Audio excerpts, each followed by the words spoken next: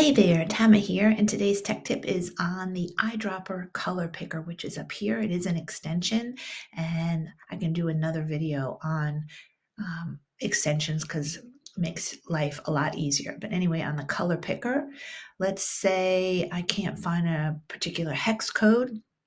So this is when the eyedropper comes in really handy. So for example, let's say I'm making a design in Canva, and for this tutorial, I want the purple from ClickUp. I want to do a little Insta post on ClickUp. So I want this color purple. I click on my eyedropper and I select pick color from web. And you see how it's changing to the box. I click and you can see up here it changed.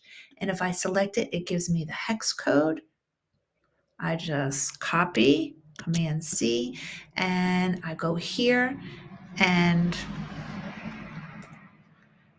Command V, and it's copied, and there you go. And now I have pretty much the same color as the ClickUp purple, and I can make a post. So that's today's tech tip on the eyedropper. Great extension.